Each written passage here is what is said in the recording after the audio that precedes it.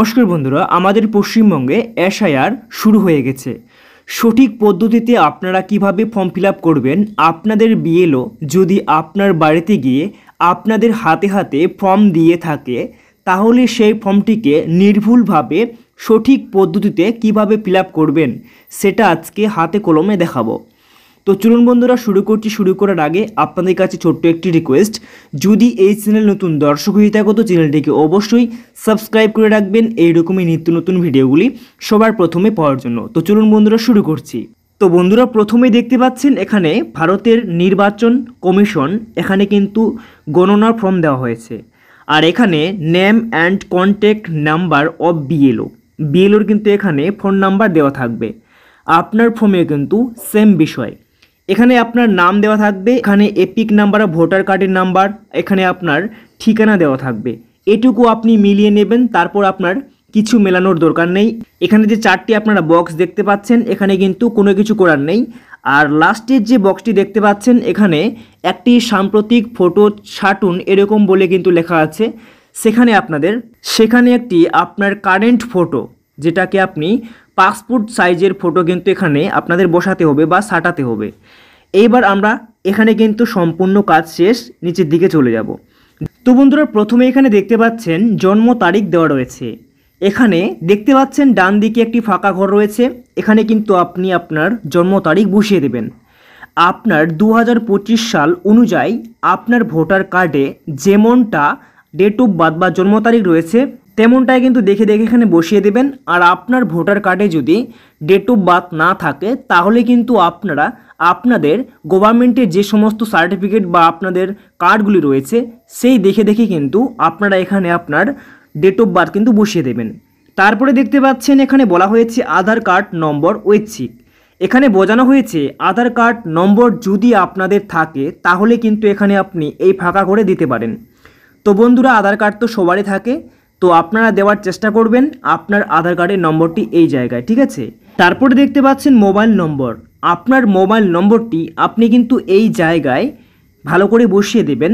আপনার যে নম্বরটি সবসময়ের জন্য চালু থাকে বা আপনি সেই নাম্বারটিকে সবসময়ের জন্য ব্যবহার করেন, কারণ এখানে আপনার যে নম্বরটি চালু থাকে সেই নাম্বারটি দেওয়া কিন্তু আবশ্যক, কারণ এখানে কোনো ভুলভ্রান্তি হলেও আপনাদের বিএলও কিন্তু আপনাদেরকে কন্ট্যাক্ট করতে পারে যে এই জায়গায় আপনি ভুল করেছেন, সেটাকে সংশোধন করতে হবে।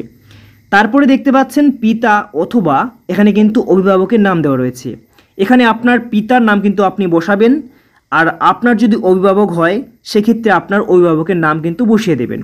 তারপরে দেখুন এখানে বলা হয়েছে পিতা অথবা অভিভাবকের যদি এপিক নাম্বার থাকে, মানে এখানে ভোটার নাম্বার বলা হয়েছে, যদি আপনার পিতার বা অভিভাবকের কোনো ভোটার নাম্বার থেকে থাকে তাহলে কিন্তু এই জায়গায় আপনি ভোটার নাম্বারটি বসিয়ে দেবেন, আর যদি না থাকে তাহলে দেওয়ার দরকার নেই, ঠিক আছে। তারপর মায়ের নাম আপনি কিন্তু এখানে এই ফাঁকা জায়গায় বসিয়ে দেবেন, আপনার মায়ের নাম কি রয়েছে।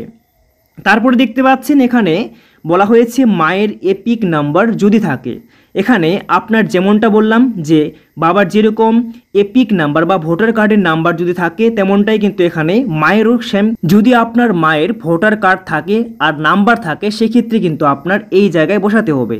এখানে একটি বড় কথা বন্ধুরা, আপনি যদি এখনও পর্যন্ত বিবাহ না করে থাকেন বা বিয়ে না করে থাকেন তাহলে এটুকু পর্যন্ত আপনারা কিন্তু ফিল আপ করে আপনাদেরকে করতে হবে না। আর যদি বিয়ে করে থাকেন সেক্ষেত্রে আপনাদের এখানে বলা হয়েছে যদি আপনি পুরুষ হয়ে থাকেন তাহলে এখানে আপনার স্ত্রীর নাম বসাতে হবে, আর যদি আপনি মহিলা হয়ে থাকেন তাহলে আপনার স্বামীর নাম এখানে বসাতে হবে। তাহলে তো বন্ধুরা, উদাহরণস্বরূপ আপনাদেরকে বোঝানোর জন্য এখানে কিন্তু বলা হয়েছে যে এই যে এসআইআরটি করছে একজন পুরুষ, আর উনি যদি বিবাহ করে থাকে তাহলে কিন্তু ওনার স্ত্রী রয়েছে। যদি স্ত্রী থাকে তাহলে স্ত্রীর এখানে কিন্তু নাম আপনি দিয়ে দেবেন, আর ওনার যদি ভোটার কার্ডের নম্বর থাকে তাহলে কিন্তু নিচের দিকে তার ভোটার নম্বরটি বসিয়ে দেবেন। আর যদি এসআইআরটি কোনো মহিলা করে থাকে তাহলে এখানে ওনার স্বামীর নাম হবে, আর এখানে তার স্বামীর ভোটার কার্ডের নম্বর হবে, ঠিক আছে। বোঝাতে পারলাম বিষয়টি কিন্তু এখানে ক্লিয়ার। তারপরে কিন্তু আমরা নিচের দিকে চলে যাব। এখানে মেন কিন্তু বিষয়টি রয়েছে আপনাদের দেখাচ্ছি। এছাড়াও বন্ধুরা আপনাদেরকে বলে রাখি, আগেও বলেছি এখনও বলছি, এই যে এখান পর্যন্ত আপনারা ফিল আপ করবেন, এখানে কিন্তু 2025 পর্যন্ত আপনাদের কিন্তু যে সমস্ত আইডি প্রুফ আপনাদের রয়েছে সেই দেখে দেখে কিন্তু ফিল আপ করতে হবে। আর এই যে দুটি ঘর রয়েছে ডান দিক এবং বাম দিক উভয় দিকে রয়েছে, এদিকে কিন্তু 2002 সালের ভোটার লিস্ট অনুযায়ী আপনাদের এখানে কিন্তু ফিল আপ করতে হবে। এইবার বলি দুটি ঘর কেন রয়েছে, বাম দিকেরটা ফিল আপ করবো না ডান দিকেরটা ফিল আপ করবো, এখানে কিন্তু বিষয় রয়েছে। দেখুন, আপনি যদি একজন এসআইআর বা ফর্ম ফিল আপ করেন আর আপনার নাম যদি 2002 সালের ভোটার লিস্টে থাকে, তাহলে কিন্তু আপনাদেরকে বাম দিকের ঘরটিকে ফিল আপ করতে হবে। আর আপনার যদি 2002 সালে ভোটার লিস্টে নাম না থাকে আর আপনি যদি এসআইআর করেন, তাহলে আপনাদের ডান দিকের ঘরটিকে ফিল আপ করতে হবে। বোঝাতে পেরেছি? এবার ধরে নিই আমি ফিল আপ করছি এবং আমার নাম 2002 সালে ভোটার লিস্টে রয়েছে, তাহলে এই দিকের ঘরটি আমরা ফিল আপ করবো। তাহলে কি কি বসাবেন, এখানে কিন্তু 2002 সালের ভোটার লিস্ট অনুযায়ী আপনাদের কিন্তু সমস্ত ডিটেলস কিন্তু পূরণ করতে হবে। ধরে নাও এখানে নির্বাচকের নাম দেওয়া রয়েছে মলয় সরকার, আমি লিখে দিলাম, ঠিক আছে। তারপরে দেখতে পাচ্ছেন এদিকে এপিক নাম্বার রয়েছে 2002 সালের অনুযায়ী কিন্তু আপনি লিখবেন। 2002 সালে যদি লিস্টে আপনার কোনো নামের বানান ভুল থাকে আর আপনি যদি 2025 পর্যন্ত কারেকশন করে থাকেন আর সেই নাম যদি মানে পাল্টে গিয়ে থাকে বা চেঞ্জ হয়ে থাকে, সেক্ষেত্রেও কিন্তু আপনাদের সে ভুল নামটি এখানে কিন্তু 2002 সালের যে লিস্টের নাম আপনার রয়েছে সেই নামটি কিন্তু বসাতে হবে, সে ভুল থাক আর যাই থাক, ঠিক আছে। আর এখানে আপনি আপনার কিন্তু এপিক নাম্বার বা ভোটার কার্ডের নাম্বার এখানে কিন্তু যে আপনার 2002 সালে ভোটার লিস্টে যে নাম্বারটি রয়েছে সেটা কিন্তু দেখে দেখে বসাবেন। আর আপনার যদি 2002 সালে কোনো নাম্বারই না থাকে বা সেখানে যদি ফাঁকা বা ব্ল্যাঙ্ক থাকে, তাহলে কিন্তু সেই ঘরটি ফাঁকা রেখে দেবেন, ঠিক আছে। তারপরে দেখুন এখানে আত্মীয়ের নাম বলা হয়েছে, আপনি ভোটার লিস্টে দেখবেন আর আত্মীয়ের নাম কি রয়েছে সেখানে কিন্তু আপনি এখানে বসিয়ে দেবেন। তারপরে দেখতে পাচ্ছেন এখানে সম্পর্ক রয়েছে, আপনার 2002 সালের যে লিস্ট অনুসারে কিন্তু আপনাদের সম্পর্ক কি সেখানে কিন্তু আপনি পেয়ে যাবেন, সেটা আপনার কিন্তু লিখে দেবেন। এখানে আমি পিতা লিখে দিয়েছি। তারপরে জেলা আমার দক্ষিণ দিনাজপুর, তারপর দেখতে পাচ্ছেন রাজ্যের নাম পশ্চিমবঙ্গ এবং বিধানসভা ক্ষেত্র, এবং দেখতে পাচ্ছেন বিধানসভা ক্ষেত্রের নম্বর, অংশ নম্বর এবং ক্রমিক সংখ্যা। এই যে নাম্বারগুলো কোথায় পাবেন আপনাদেরকে স্ক্রিনে কিন্তু দিয়ে দেওয়া হয়েছে, আপনারা দেখতে পাচ্ছেন। এখান থেকে আপনি মিলিয়ে কিন্তু দেখে নেবেন যে বিধানসভা ক্ষেত্রের নাম কি রয়েছে, কোথায় রয়েছে। আর আপনারা দেখতে পাচ্ছেন বিধানসভা ক্ষেত্রের নম্বর কত, এখানে 33 দিয়েছি। তারপরে দেখতে পাচ্ছেন অংশ নম্বর 206 এবং ক্রমিক সংখ্যা আপনার ভোটার লিস্টে 2002 সালে যে ক্রমিক সংখ্যা আপনার যে সিরিয়াল নাম্বার যেটা, সেটা কিন্তু আপনি বসিয়ে দেবেন। এইবার দেখে নেব ডান দিকের ঘর। ডান দিকের ঘর কারা ফিল আপ করবে আপনাদের প্রথমে বলেছি। এখানে দেখুন যাদের যাদের 2002 সালে ভোটার লিস্টে নাম নেই এবং আপনার বাবা, দাদু, মা, দিদা এ সমস্তদের কিন্তু নাম রয়েছে, তাহলে আপনি কিভাবে ফিল আপ করবেন দেখুন।